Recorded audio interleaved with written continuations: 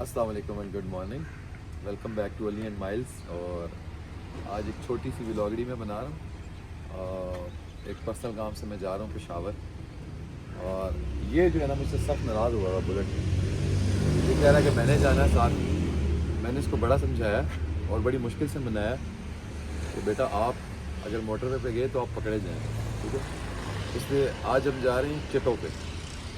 आज से ये जो हमारी सवारी है इसका नाम है चिट्टो, आपने याद रखना है, ठीक है, क्योंकि आज के बाद ये काफ़ी नज़र आया करेगी आपको और आपको पूरे पाकिस्तान की सैर करवाएगी। तो रास्ते में करेंगे गपशप और कहीं रुक के चाय पानी भी करेंगे। और आज मैं आपको पेशावर की थोड़ी सी सैर, जितनी एक सैर मैंने आज करनी है अपनी आपको भी करवाऊँगा, ठीक है। तो शुरू करते हैं अपना सफ़र।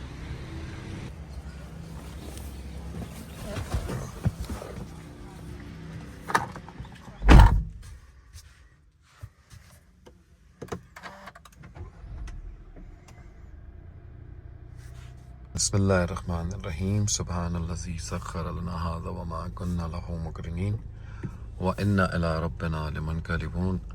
अल्लाहुम्मा सल्लि अला मुहम्मदिन व आलि मुहम्मद व अज्जिल फ़रजहुम। अच्छा, मैंने ना सुबह सुबह ना बहुत सारे लोगों को कॉलें की है। तो जिसको भी मैंने बताया कि यार पेशावर जाना ना, तो उसने मुझे टरकाया, उसने कहा कि यार नींद आ रही है। जो ख़ुसूसन ऐसे लोग थे जो रात को नाइट शिफ्ट में काम करते हैं, उन्होंने कहा यार भाई हमारी तौबा है, हम नहीं जाते। और जिनका आज वर्किंग डे था उन्होंने भी बोला कि यार नहीं हम नहीं जा सकते। तो एक मुर्गा फंस गया, ठीक है, उसको मैं अभी पिक करने जा रहा हूँ और ये उसकी बड़ी मेहरबानी है और उसकी बड़ी नवाजिश है कि वो मान गया कि मैं चलता हूँ साथ। तो उससे होगा ये कि सिर्फ बंदा अकेले सफ़र में बोर हो जाता, तो साथ एक अच्छी कंपनी हो तो गपशप के दौरान इतना सफ़र का पता नहीं चलता। और दूसरी बात ये जो बंदे का मैं आपको तारुफ करवा दूँ तो ये बंदा is not an ordinary man. ये माशाल्लाह से पायलट है, अभी स्टूडेंट पायलट है और अंडर ट्रेनिंग है।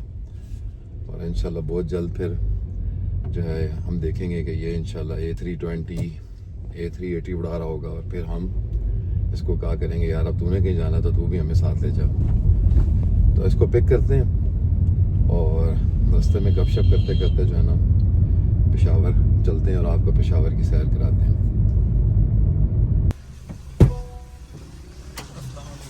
वालेकुम अस्सलाम। ये जिनका मैंने आपको तारुफ करवाया ये आ गए हैं, फंस गए हैं हमारे हाथों आज और हम बच गए हैं पेशावर अकेले आने जाने से। ये जी कैप्टन उस्मान मोहम्मद साहब। गोबर साहब आज जो है ना आपको रोड पे चलते हुए प्लेन में सफ़र करना पड़ेगा, उसके लिए हम आपसे पेशगी माजरत चाहते हैं। ये उड़ नहीं सकता, ये सिर्फ नीचे नीचे ही रोड पे जो है ना ये बेचारा ग्रेविटी के खिलाफ कुछ नहीं कर सकता। पेट्रोल पंप से पेट्रोल डलवाया।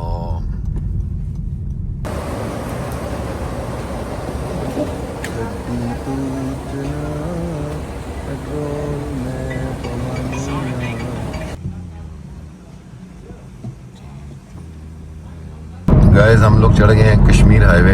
पुराना नाम और नया नाम है ईरान एवेन्यू और इंशाल्लाह थोड़ी देर में हम मोटरवे पे चढ़ जाएंगे। तो ये हमारे साथ घुमन साहब जो है ना, इनसे हम पूछते हैं यार बच्चों को कैमरा पकड़े ना अपनी तरफ करके बताएं कि फ़्लाइंग के लिए क्या प्रोसीजर है। कोई बच्चों को इन्फॉर्मेशन तो देना कि अगर किसी को फ़्लाइंग का शौक़ हो तो और वो चाहता हो कि वो एविएशन को ज्वाइन करे। इतनी प्यारी प्रेस्टिजियस फील्ड है। अगर किसी ने करनी है फ़्लाइंग तो उसका बेहतरीन तरीका होता है आप इंटर के बाद पाकिस्तान के अंदर जो आपके फ़्लाइंग क्लब्स होते हैं, अच्छा, उनके अंदर एडमिशन लेते हैं, ठीक है। और एडमिशन का प्रोसेस ये होता है कि इंटर के सिलेबस होता है और अगर आप वो टेस्ट क्लियर कर जाते हैं, हर जो क्लब होता है उसका एक अपना टेस्ट होता है, ठीक है।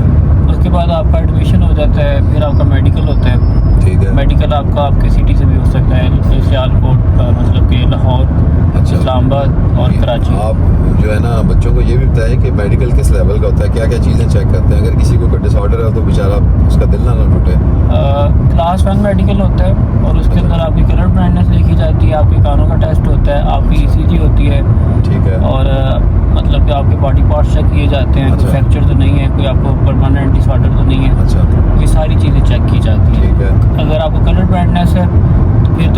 लिए ना हो सकता, क्योंकि अच्छा। उसका कोई हाल ही नहीं होता। ठीक है। और उसके बाद मेडिकल वगैरह का क्लियर हो जाता है, फिर आपको क्लब एडमिशन दे देता है। आपकी 4-5 माह की ग्राउंड स्कूलिंग होती है। ठीक है। और ग्राउंड स्कूलिंग के बाद फिर आपकी फ्लाइंग स्टार्ट हो जाती है। ग्राउंड स्कूलिंग में क्या क्या सब्जेक्ट्स होते हैं, क्या पढ़ाते हैं? ग्राउंड स्कूलिंग के अंदर आपको तकरीबन 13 सब्जेक्ट पढ़ाए जाते हैं, जिसके अंदर मेट्रोलॉजी है, जनरल नेविगेशन है, मैथ्स एंड बैलेंस है, ठीक है। और इसी तरह कुछ सब्जेक्ट्स हैं, एयर लॉ हो गया, ह्यूमन परफॉर्मेंस, इंस्ट्रूमेंटेशन। ये सारे सब्जेक्ट्स जो है ना जहाज़ों के रिलेटेड ही हैं। ठीक है। और आपको फिर आइडिया हो जाता है कि अच्छा, मतलब कि जब मैं फ़्लाइंग पे जाऊंगा तो मुझे किन किन चीज़ों का सामना करना पड़ सकता है। अच्छा। और फिर जब आपकी फ़्लाइंग स्टार्ट हो जाती है, फिर आपने मतलब तकरीबन 180 या 200 घंटे कंप्लीट करने होते हैं। ठीक है। उसके बाद आपके जो 13 एग्ज़ाम होते हैं वो आपके यूके के अंडर होते हैं, हमारे ठीक है। पाकिस्तान के। ठीक है। और उसके बाद फिर ये सीन होता है कि आपको तकरीबन 2 साल के अंदर अंदर ये सारी चीज़ें कंप्लीट करनी होती हैं। ठीक है। और उसके बाद आप CPL होल्डर जो है ना वो डिक्लेयर हो जाते हैं। अच्छा। और फिर आप जो है किसी भी एयरलाइन को हाँ जी, में वो आप जॉब अप्लाई एलिजिबल होते हैं किसी भी एयरलाइन में अप्लाई करने के लिए, आपकी नेशनल एयरलाइन हो।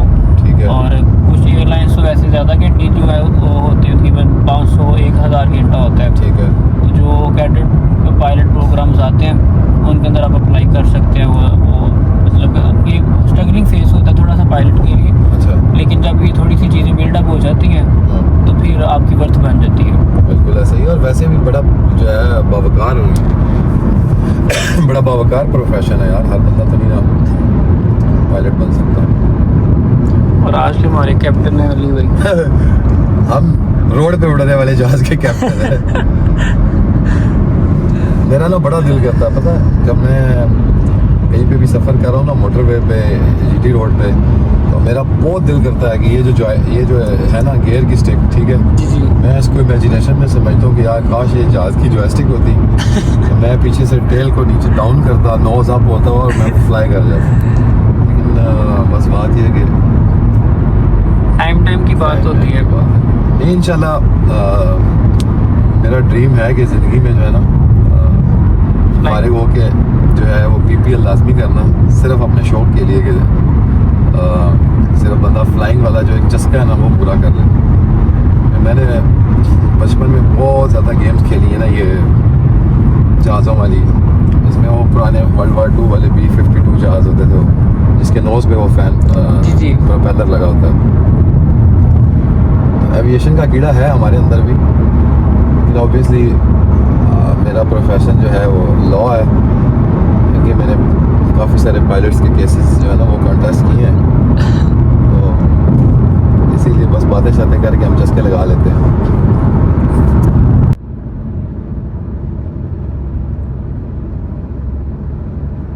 चुंगी आ गई जी, चुंगी। मैं आपको टोल प्लाजे की थोड़ी सी हिस्ट्री बताऊं ना, तो ये गोरों के दौर में गोरों का ये बनाया हुआ सिस्टम था और उसको चुंगियाँ बोला करते थे।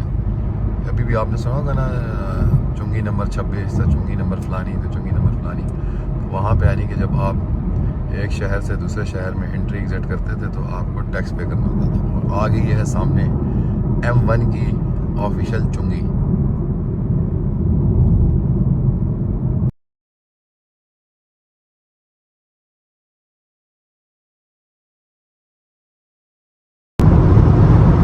सफ़र हमारा जारी है जी, गुम्मन साहब के साथ हल्की फुल्की गप्पें शप्पें लगती जा रही हैं। और अभी हमने सोचा है कि हम रुकेंगे रशाकई से पियेंगे चाय, और रशाकई के बाद फिर जो है ना हमारा सफ़र थोड़ा सा रह जाएगा। पेशावर जो है जी बड़ा तारीख़ी शहर है, असल में वर्ड था पेशावर, तो वहाँ से बन गया ये पेशावर। और मम्मी डैडी लोग इसको बड़े शॉर्ट में बोलते हैं पेशार, ठीक है। फूलों का शहर है, मोहब्बतों का शहर है। और लिटरली ये शहर की जो हर शहर की एक आइडेंटिफिकेशन होती है ना, जैसे फैसलाबाद है वो टेक्सटाइल का शहर है, सियालकोट जो है वो स्पोर्ट्स का शहर है, ठीक है। सरगोदा जो है वो सिट्रिक का शहर है, यानी किन्नुओं का, माल्टों, मौसमियों का। तो इसी तरह पेशावर के साथ जो टाइटल है ना वो है खुशबू फूलों का शहर। तो वाकई जो है इनकी हॉस्पिटैलिटी जो है, हमारे जो पेशावर वाले दोस्त हैं उनकी हॉस्पिटैलिटी जो है वो ये चीज़ बोलती है कि मेहमान नवाजी दी एंड है भाई इन लोगों पे। ले भाई हम लोग पहुंच गए हैं रशा के इंटरचेंज नहीं, सॉरी, रशा के रेस्ट एरिया, उर्दू में क़याम ताम। तो यहाँ पे हम पियेंगे चाय और फिर पीछे हमारा सफ़र रह जाएगा कोई 40 किलोमीटर का।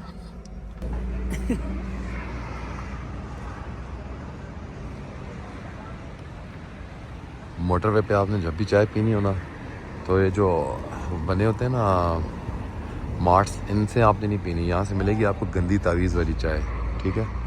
तो जब भी रुके ना, ये ट्रकर होटल नहीं होता, थोड़ा सा आगे होता है, ठीक है, मम्मी डैडी एरिया से थोड़ा सा आगे। तो इसके ऊपर आप पियेंगे तो आपको चैस आएगी। चाय हमारी आ गई है जी। नींद उड़ाने आई है। इसीलिए तो शायर ने क्या खूब कहा है, स्पीड मेरी जवानी, ओवरटेक मेरा नखरा, अग लारी ते बम ड्राइवर।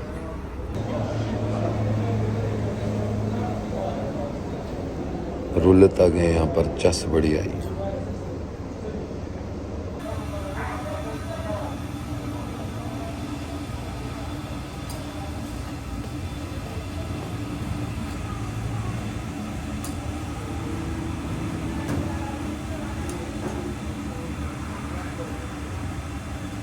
ख़वातीन व हज़रात, तवज्जो फरमाइए, हम रशा के इंटरनेशनल हवाई अड्डे से दोबारा पेशावर की जानिब टेक ऑफ करने लगे हैं। अपने अपने कमरबंद कस लीजिए और सिट बैक रिलैक्स।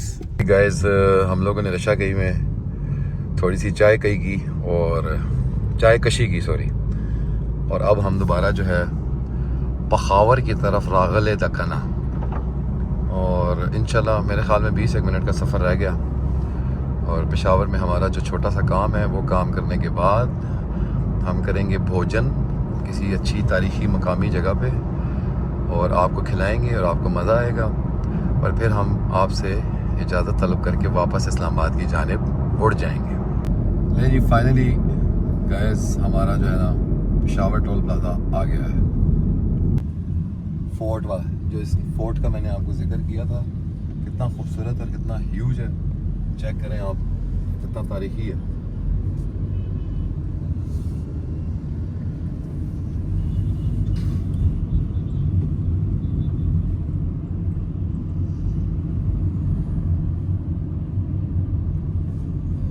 गाइस, हमारा काम हो गया पेशावर में जो हम करने के लिए आए थे, और अब हम नमाज और उसके बाद खाने की अच्छी सी जगह ताड़ेंगे और खा पी के जो ना इंशाल्लाह वापस इस्लामाबाद इंटरनेशनल एयरपोर्ट की तरफ टेक ऑफ कर जाएंगे। फाइनली जी, अब अपने सारे कामों शामों से फ्री होने के बाद ना रोटी खाना आ गया। रोटी, कभी कभी कहते हैं भूख से पेट में चूहे दौड़ रहे हैं, यहाँ पे हालत ये हो गई है कि चूहों से भूख में पेट दौड़ रहा है। यकीन करें, ये हालत है।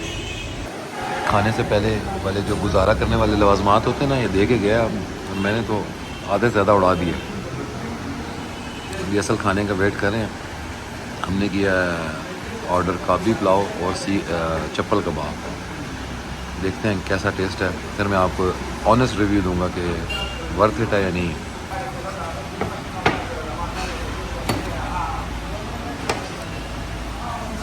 फाइनली जी, हमारा खाना आ गया। न्यू तुर्किस्तान होटल है ये, मेन जीटी रोड पे, फकीराबाद के पास। तो खाने का रिव्यू मैं आपको भी देता हूँ। अल्लाह ना करके जी, हमारा जो है खाना आ गया और हालत बड़ी सर ख़राब हुई हुई है। तो ये है न्यू तुर्किस्तान होटल, जीटी रोड पे, फकीराबाद के बिल्कुल साथ। और हमने ऑर्डर किया है काबली पुलाव और चप्पल कबाब। अगर इससे हमारे पेट का जन्म ना भरा तो फिर कुछ और ऑर्डर करेंगे। और अभी जो है ना शुरू करते हैं, आप लोग बिस्मिल्लाह करें, ठीक है।